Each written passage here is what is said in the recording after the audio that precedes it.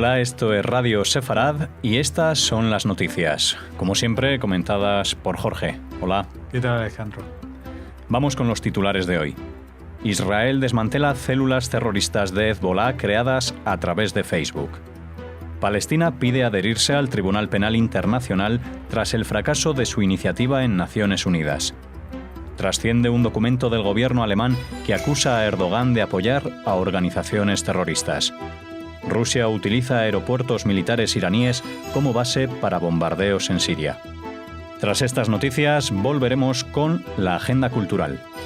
Comenzamos con el primer titular de hoy, y es que Israel afirma que ha logrado desmantelar varios comandos formados por palestinos movilizados e instruidos a través de Internet por el grupo terrorista libanés chií Hezbolá para cometer atentados suicidas y ataques armados contra civiles y soldados israelíes.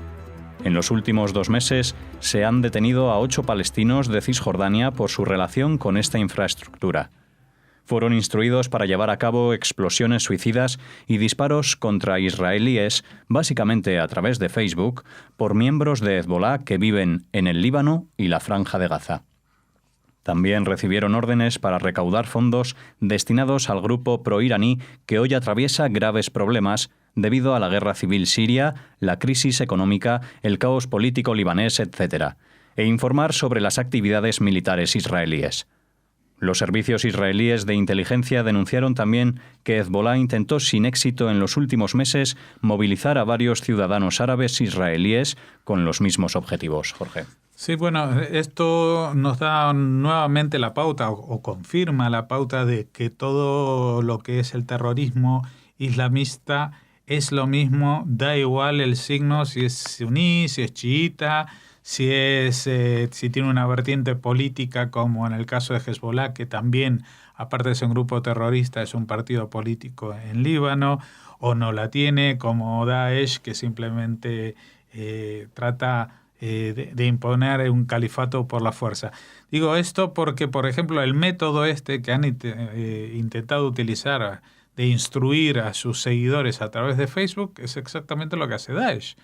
O sea, esta vez los novatos le han enseñado a los veteranos, que son Hezbolá, y que a fuerza de tantos años trabajando como ocupación, terrorista, profesional, acumulando arsenales iraníes y acumulando experiencia militar hoy en día en la guerra civil siria, pues hoy en día los jabatos de Daesh les están enseñando cómo hacer una guerra por otros medios, a través de las redes sociales y la propaganda. Y entonces han logrado contactar, han creado una serie de células, entre ellas, bueno, se han detenido en los últimos 2 meses a estos 8 palestinos de Cisjordania, no son palestinos de Hamas que están en la Franja de Gaza, que están en un entorno de gobierno terrorista. No, estos están en un entorno que se supone que es moderado, pero en ese mismo entorno están desarrollando grupos no solamente terroristas, sino terroristas chiitas, que tiene bastante más enjundia en un territorio como el de Cisjordania, donde la mayoría aplastante de los palestinos son de la etnia suní. Pero aparte, estos han ido un pasito más adelante y como son, y ahora abro comillas, más pacifistas y moderados que los de Daesh, y han aprendido durante todos estos años de terrorismo profesional cuestiones más avanzadas, buscan no solamente gente que esté dispuesta a morir y a matar, sino también a informar, porque esa es la clave de todas estas guerras derivadas que existen en el siglo XXI. Es el manejo de la información. Y entonces lo que también buscaban no solamente eran nuevos mártires que se suicidaran frente a un soldado o una multitud o lo que fuera, sino que pudieran informar sobre actividades militares israelíes. Lo bueno del caso es que del otro lado, del lado israelí, el tema de la información y la inteligencia está mucho más desarrollado y es mucho más básico y más esencial para la supervivencia del Estado, con lo cual se dedican a ello de forma muy seria y no solamente han logrado desmantelar estas células de Hezbollah, sino que incluso han detectado el fracaso de Hezbollah tratando de hacer lo mismo con árabes israelíes. ¿Cuál es la diferencia entre un palestino y un árabe israelí? Bueno, no es una diferencia étnica, ni de cultura, ni de religión, ni de nada. Simplemente que los árabes israelíes son los árabes que se quedaron en Israel cuando se declaró la independencia. Y que a partir del año 48, pues recibieron sus derechos y tienen los mismos derechos que los ciudadanos israelíes a votar. Tienen incluso el Partido Árabe Unido, es la tercera fuerza parlamentaria en Israel. O sea que no es que se diga. Entonces hubiera sido mucho más peligroso si logran convencer a árabes israelíes para estas labores de información, porque ellos viven dentro de Israel, se mueven sin controles de carreteras, sin controles de fronteras y pueden informar absolutamente, prácticamente de todos los movimientos militares israelíes e incluso enterarse de alguna cosita más que se le pueda escapar a un israelí mientras toma un café tranquilamente. Bien, pues seguimos con el líder palestino Mahmoud Abbas, que firmó este martes la solicitud de adhesión al Tribunal Penal Internacional tras fracasar la última iniciativa en el Consejo de Seguridad de la ONU y como parte de la solicitud de adhesión a 22 organismos internacionales que se suman a otras decenas de tratados y organizaciones internacionales a las que han pedido incorporarse. La intención es lograr a través de estos organismos el reconocimiento que Naciones Unidas le niega, más allá de su particular estatus como Estado observador no miembro.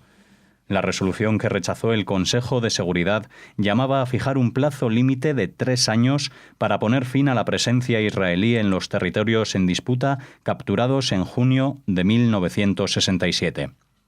El gobierno israelí considera que, con esa decisión, los palestinos se exponen igualmente a ser llevados ante esa máxima instancia judicial internacional con sede en La Haya. Sí, bueno, esto es así. Esto lo que ha fracasado en el Consejo de Seguridad de Naciones Unidas es lo que se llamaba la iniciativa francesa, una iniciativa que Francia había empezado a desarrollar hace cosa de un año, diciendo de que Israel movía ficha, y mover ficha quiere decir hacer concesiones antes de cualquier negociación, pues habría un movimiento diplomático en el Consejo de Seguridad de Naciones Unidas poniéndole un plazo máximo para desocupar todos estos territorios en disputa, ¿no? Que son los territorios que en principio también Israel destina a la creación de un Estado palestino. La única discrepancia aquí es que Israel quiere garantías de seguridad. No quiere que pase, por ejemplo, cuando Israel se retiró unilateralmente de Gaza y dejó allí a ningún israelí y a ningún soldado, pues los gazatíes, los palestinos de Gaza, en vez de organizarse y empezar a construir su Estado, su nación, lo que hicieron fue construir misiles y atacar. Miles de misiles desde la Franja de Gaza. Era el único objetivo en la vida. Entonces, evidentemente, crear un Estado palestino para crear un problema de seguridad no es ninguna solución. Esto es lo que está atascado el proceso de las conversaciones de paz. Los palestinos no se bajan del burro. Ellos creen que cuentan con la solidaridad internacional incondicional. Y eso era así durante muchas décadas, especialmente a través de los partidos de izquierda, que son anti-israelíes y antisemitas, se puede decir, sin pecar de exageración.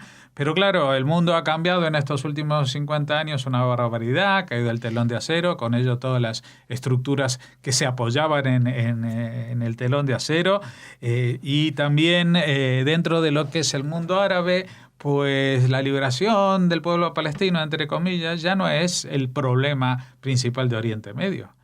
En realidad nunca lo fue, y lo que está demostrando eso es, primero, que las primaveras árabes que se rebelaron rebelaban contra las dictaduras y tiranías de Oriente Medio. ¿Y qué pasó? Que en vez de conseguirlo fueron aplastados, o sea que las tiranías están muy vigentes y donde no consiguieron aplastarlas en un momento, pues llevan 5 años haciendo una guerra civil, y en otros sitios donde se aplastó, pues ganaron los terroristas, como los territorios de Daesh en Irak, Siria, etcétera. Así que bueno, el tema es que esta iniciativa de los franceses pues tuvo un problema, que ellos contaban con que iban a que evidentemente Estados Unidos iba a estar en contra, como mucho contaban con que iba a aplicar el veto, pero no que entre los miembros permanentes aparte de los 5 miembros permanentes, que son digamos, las grandes potencias como Estados Unidos, Rusia, creo que está China y bueno, no sé qué otras potencias, más o menos el cálculo lo tenían hecho, pero entre los otros países habían hecho mal el cálculo y nadie se esperaba que Nigeria votara en contra de esta resolución. Y entonces Mahmoud Abbas puso en marcha el plan Z, porque ya no es el plan B, porque no es el plan C, ni el plan D, siempre tiene otro y otro y otro y otro, y entonces algo con lo que venía amenazando hace muchísimo tiempo. Él ya cuando en 2011 hubo esta declaración fantasmagórica de Estado observador no miembro, con lo cual si un Estado no es miembro, no es Estado, pues esto es la situación que tiene Palestina. Hay mucha gente que se piensa que Palestina está en Naciones Unidas y no es miembro de Naciones Unidas. Es Estado observador, una categoría que solamente tiene el Vaticano, que también como Estado es algo bastante raro y excepcional, ¿no? Pues esto. Entonces ahora lo que ha hecho es entrar amenazando Tribunal Penal Internacional. Vamos a freír a los israelíes a demandas de violaciones de los derechos de la humanidad, crímenes contra la humanidad, que esto es que el otro, ¿no? Pero el tema es que algo que ya se había advertido a ellos y parece que ahora ante la desesperación pues les da igual, que ellos a su vez pueden ser acusados de crímenes de guerra mucho peores y más evidentes. Por ejemplo, de exponer a la sociedad civil a utilizarlos como escudos humanos, a esconder, por ejemplo, lanzaderas de misiles en escuelas, esconder lanzaderas de misiles en los sótanos de los hospitales, a construir túneles a partir de mezquitas. Entonces, todas estas cosas demostradas, a los apoyos verbales y financieros que ha tenido la autoridad palestina para con los grupos terroristas, pues es algo que va a ser muy fácil de demostrar y que lo único que puede hacer que esto no vaya más es que el Tribunal Penal Internacional vea que tampoco puede demandar a una cosa que ni siquiera es un Estado, que ni siquiera tiene un liderazgo, porque este señor Mahmoud Abbas lo eligieron deprisita y corriendo cuando se murió Arafat, y se suponía que en un año iban a haber elecciones y han pasado más de 10. Con lo cual, esto es un despropósito de pe a pa, y también era un despropósito que los franceses se sintieran en una posición de amenazar con soluciones diplomáticas de alto nivel. Bien, vamos ahora con el gobierno alemán, que acusa al presidente turco de apoyar a las organizaciones terroristas de Oriente Medio desde hace años, entre ellas los Hermanos Musulmanes Egipcios, Hamás y grupos de la oposición islamista armada en Siria. Según un informe que ha trascendido a la prensa, el Ministerio Alemán de Interior critica que el país sirva de plataforma para el yihadismo. El ejecutivo de Merkel teme ahora que esta revelación podría romper el pacto migratorio y provocar una nueva ola de refugiados intentando entrar en el continente europeo y sobre todo en Alemania. Algo que, a falta de un año de las elecciones, no puede permitirse la canciller, que ha sido criticada por sus socios y la oposición por ser demasiado condescendiente con el régimen turco, incluso en un momento en que la purga de Erdogan parece no tener fin y que ha llegado al mundo empresarial con el registro de 44 empresas y 120 nuevas detenciones. Sí, bueno, aquí la novedad no está en lo que piensa Alemania o el gobierno alemán del presidente turco, que eso ya todo el mundo lo suponía y lo sabía. Tampoco es la noticia que Erdogan apoye y subvencione y financie a organizaciones terroristas de Oriente Medio. Esto ha sido muchas veces denunciado. Lo que pasa es que ahora ha trascendido que hay un documento oficial, que esto lo habla el gobierno alemán de puertas adentro, pero con papeles, no se lo dicen en voz bajita. Entonces esto está elevando el tono. Claro, Erdogan, ya hemos hablado aquí la semana pasada de mi teoría conspiratoria, de que lo que pasó con Erdogan fue un autogolpe programado por él mismo, y aunque no fuera así, lo que está claro es que las consecuencias de ese golpe fallido están llevándose a unos extremos ya realmente delirantes. No solamente a los opositores dentro del ejército y dentro de la política, sino también dentro de la justicia, dentro de la educación y ahora dentro del mundo empresarial. O sea, ya están interviniendo empresas y haciendo detenciones, con lo cual pues están fabricando un Estado a la medida del líder. Ya lo dije yo hace unos 10 días. El único referente histórico que existe es el año 33 en Alemania, cuando el partido nazi gana las elecciones con una minoría muy justa, pero el canciller, el presidente del país entonces, pues le encarga a Hitler que se haga cargo del gobierno a pesar de estar en minoría. Hitler lo primero que hace es acribillar a toda la oposición esa noche. Y luego va a dictar leyes que nadie puede revocar porque no hay oposición. Y entonces transforma los ministerios de justicia, transforma la empresa, transforma la educación, transforma todo. Esto es exactamente lo que está viviendo Turquía.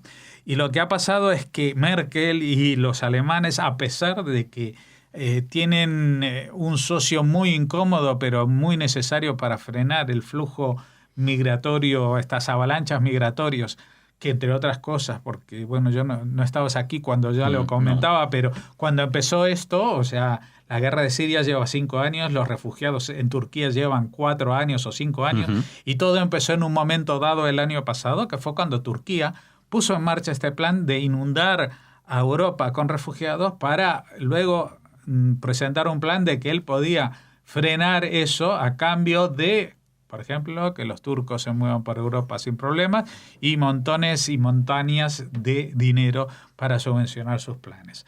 Así que este es el momento de cortarle las alas a Erdogan. Lo que pasa es que ya Merkel no tiene los mismos apoyos en Alemania, está cerca de las elecciones. Merkel tampoco tiene el mismo prestigio en Europa, porque la propia Europa anda desprestigiada. Pero hay que apretarle mucho los tornillos a este hombre, que cada día se parece más a Putin, pero con un bigotito incipiente. Finalizamos ahora con Rusia e Irán, que refuerzan su alianza en la guerra de Siria, en los que se han convertido en los apoyos más importantes del presidente Bashar al-Assad. Los iraníes han abierto la base aérea de Hamadan en el noroeste del país a los bombardeos de largo alcance y los de primera línea rusos para que puedan realizar sus operaciones sin tener que volar desde Rusia, lo que reduce el tiempo de vuelo un 60% y les permite llevar más munición. El Ministerio de Defensa ruso adelantó que ya se han realizado las primeras operaciones desde esta base sobre posiciones de Daesh y Jabhat Fatah al-Sham, nuevo nombre del Frente al-Nusra.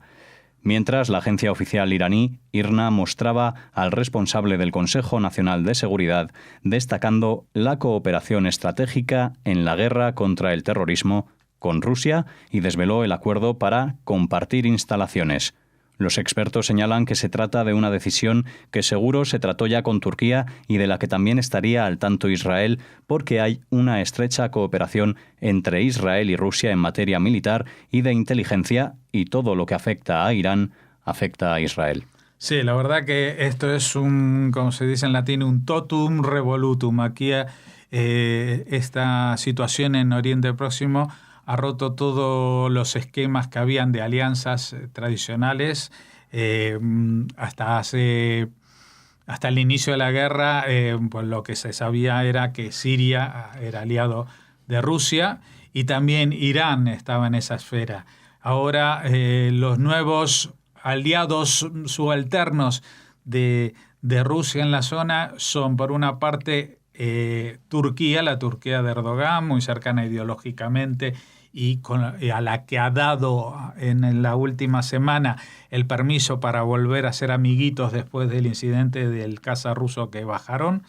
Y Israel que está en una situación muy particular de orfandad con su aliado tradicional de toda la vida, pero que en los últimos años se ha ido a dormir la siesta, y se llama Estados Unidos y se llama Barack Obama. Y esperando que alguien se despierte dentro de unos meses para retomar esto, pues Israel ha tenido que negociar o hablar al menos con Rusia sobre lo que está pasando y los vuelos que están pasando justo en la línea de su frontera norte. Así que lo que pasa es que esta situación ya es una situación muy particular porque Rusia está utilizando a dos enemigos declarados de Israel, dos países, uno que mantiene una guerra en situación de guerra sin firmar ningún acuerdo de paz, como es Siria, y otro que ha declarado desde la revolución islamista del 79 el objetivo de hacer desaparecer al Estado sionista. Así lo han reiterado en muchas oportunidades e incluso han puesto en marcha un plan para fabricación de bombas atómicas. Así que bueno, aquí lo único que cuenta es el aval, yo diría, personal de Putin, diciendo, miren, nosotros estamos utilizando estos aeropuertos, estamos hablando con los turcos, estamos hablando con estos, pero eso no quiere decir que vamos a dejar que Irán les bombardee, no, eso no quiere decir que vamos a venderle tecnología atómica y misiles de largo alcance a Irán, etcétera, etcétera. Esperemos que sea así y ya se sabe, para poder saber algo de historia hay que esperar mucho tiempo y que pase el futuro hasta que se convierta en pasado, y entonces todos seremos un poquito más listos. Bien, Jorge, pues muchas gracias. Vamos a hacer ahora una breve pausa y regresamos con Raquel y la agenda cultural.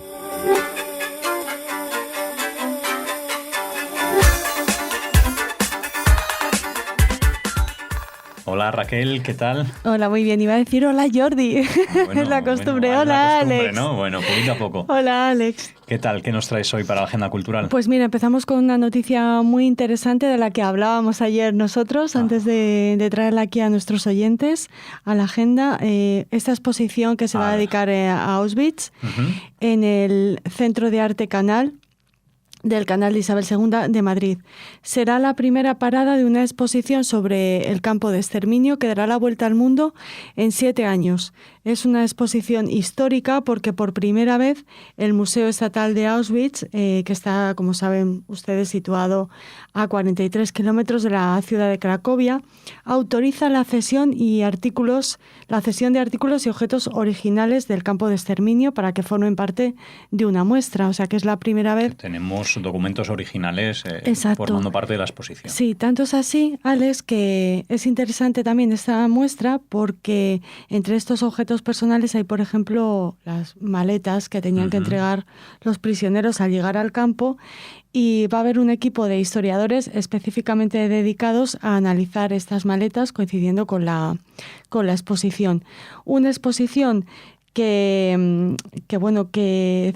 será viajera, que visitará, se supone, de momento 13 ciudades, 6 en Europa y 7 en Estados Unidos, ciudades como por ejemplo Estocolmo, Chicago o Los Ángeles, y viene precedida un poco por la fama o el sello de garantía de que la han producido los de Musealia, que son conocidos por sus montajes sobre Titanic y exacto. Uh-huh.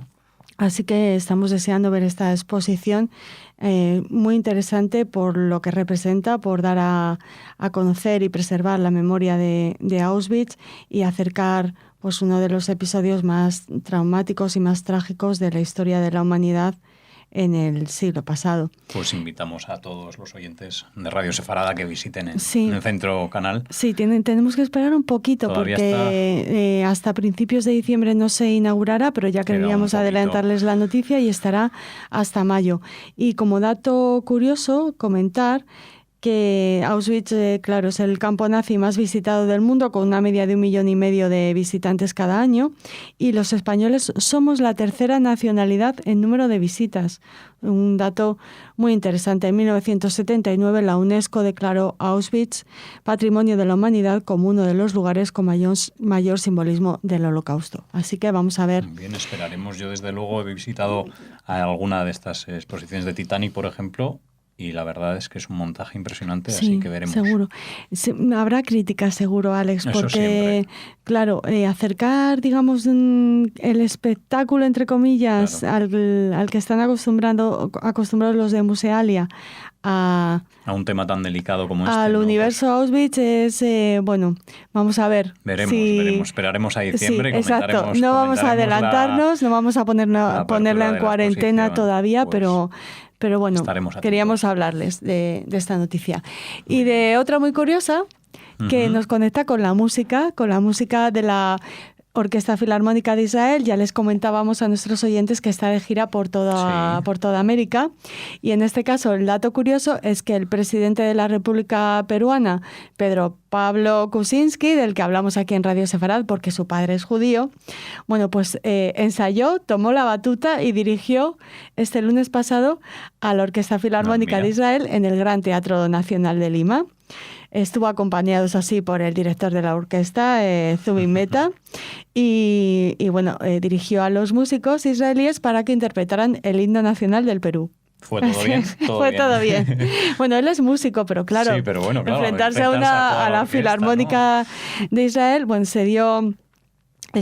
su aparición tuvo lugar en medio del ensayo de la orquesta para el concierto extraordinario que se ofreció con motivo de los 109 años de la Sociedad Filarmónica de Lima. Y luego los de la Sociedad Filarmónica de Lima, bueno, pues subieron a su cuenta de Facebook un comentario: gracias, señor presidente, por ese regalo y su presencia que da fe de su fina sensibilidad y apoyo al arte. Bueno, así que nada. Ese mensaje denota que todo fue bien. Todo fue bien, que no desafinaron, ¿no? Muy bien. Bueno, y para terminar, sí, comentarles que por fin Una historia de amor y oscuridad, la película con la que Natalie Portman debuta como directora y que está basada en el maravilloso libro de Amos Oz, y que fue rodada en Jerusalén y en la que ella habla en hebreo porque hace de la madre de Amos Oz. Un portento, ¿eh? Por fin se ha estrenado en Estados Unidos, que teníamos dudas de que pudiera salir. Claro.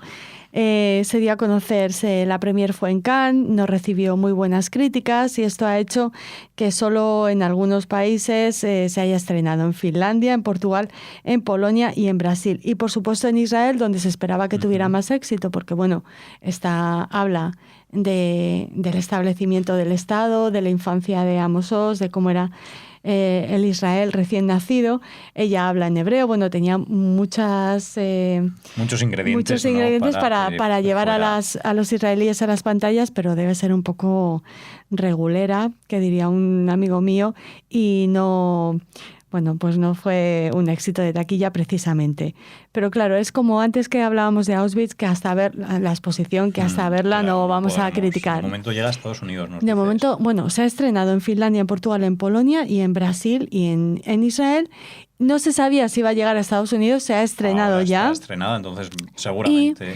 Recordar a nuestros oyentes que nosotros vamos a tener la suerte de verla aquí en España gracias al Festival de Cinema Jueu de Barcelona. A Barcelona, viene para Barcelona. Sí, serán los días 22 de septiembre y 30 de septiembre en la Filmoteca de Cataluña. Los que tengan la suerte de asistir al festival, bueno, pues podrán comprobar si se podría haber mejorado el trabajo de Natalie Portman en la dirección de esta película, que Amos Oz, bueno, pues no ha criticado excesivamente, le ha parecido bien, ajustada a su novela y tal. Ahora es el público el que tiene que Exactamente. decidir. Así que nada, nos alegramos de que finalmente Natalie Portman haya podido proyectar esta carta de amor a Israel, como han calificado los críticos a su película, en la ciudad, en el país en el que ha vivido tantísimos años, porque tenemos que recordar que Natalie nació en Israel, pero se marchó con sus padres a Estados Unidos con solo 3 añitos. Bueno, pues ahí queda ese